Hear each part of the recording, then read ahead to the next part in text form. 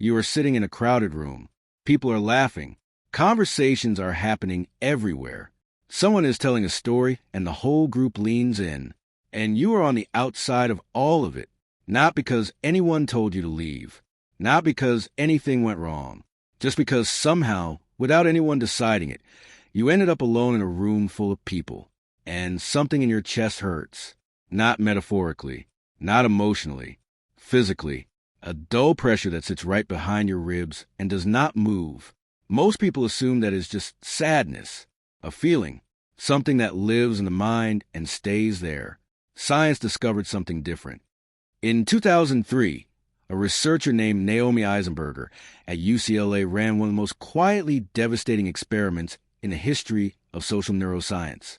She put participants inside a brain scanner and had them play a simple video game. The game was called Cyberball. 3 players throwing the ball back and forth. Simple, harmless, except at a certain point the other 2 players stopped throwing the ball to participant.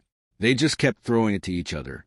The participant was excluded, left out of a digital ball game with strangers they had never met, and their brain lit up not in the emotional centers, not in the regions associated with sadness or disappointment, in the anterior cingulate cortex, the exact same region that activates when you feel physical pain.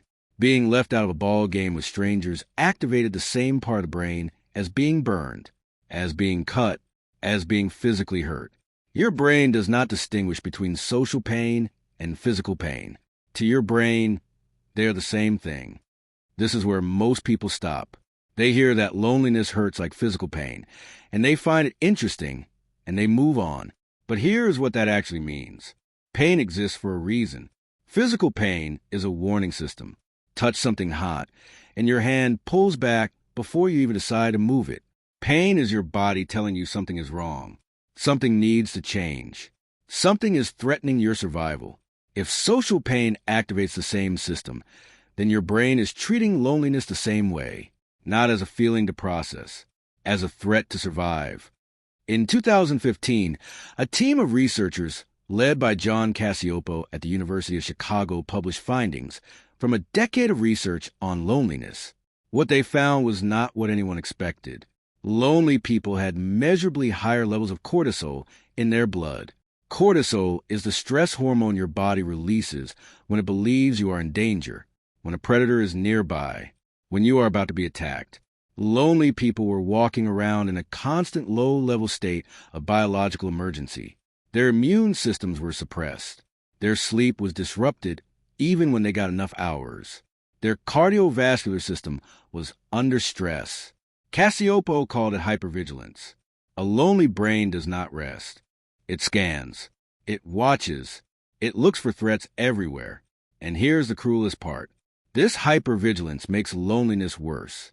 A brain in threat mode becomes hypersensitive to negative social signals. A neutral expression looks unfriendly. A delayed reply feels like rejection. A crowded room feels more isolating than an empty one. The loneliness creates the conditions that make it harder to escape the loneliness. But here is where it gets genuinely strange.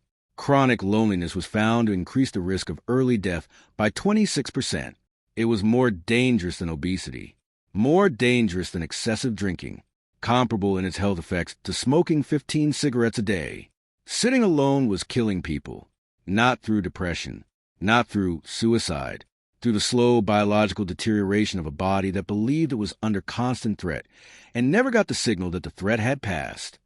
Now, here is what almost no one reporting on this tells you. Loneliness is not about being alone. You can be deeply lonely in a marriage. You can be deeply lonely with friends around you every day. You can be deeply lonely at a party, in a family, in a workplace full of people who know your name. Loneliness is not a measure of how many people are around you. It is a measure of the gap between the connection you have and the connection you need. A person living alone who feels understood and valued is not lonely. A person surrounded by people who do not truly see them is. In 2010, Cacioppo compared the brains of lonely and non-lonely people during sleep. Lonely people woke up more. Their sleep was lighter. Their bodies were more alert even during the hours when they should have been most at rest. But the most striking finding was something he measured in the morning. When lonely people woke up, they were already in a state of low-level threat response. Before they had looked at their phone, before they had spoken to anyone, before anything had happened, their brain had spent the night preparing them for a hostile world. In 2019, researchers at MIT identified a region of the brain called the dorsal raphe nucleus. This region had previously been studied in the context of hunger and craving. What they found was that after a period of social isolation, this region activated in response to images of people socializing, in the same way it activated in response to food after fasting. A lonely brain craves social connection the way a hungry brain craves food, not metaphorically, in the same neural region, with the same intensity of signal. You are not being dramatic. When loneliness feels like hunger, your brain is hungry. The research does not end with the problem. It also points toward what actually works, not the number of social interactions, not being around more people, not forcing yourself into situations that felt uncomfortable. The quality of one moment of genuine connection, one conversation where someone truly listened, one interaction where you felt seen rather than simply present. The brain does not count interactions. It measures depth. A single moment of real connection does more to quiet the threat response than an entire day of surface-level socializing. You are sitting in a crowded room. People are laughing. Conversations are happening everywhere, and something in your chest hurts. Now, you know what that is. It is not weakness. It is not sensitivity. It is not something wrong with you. It is your brain doing exactly what it was built to do, sending the oldest signal in human biology.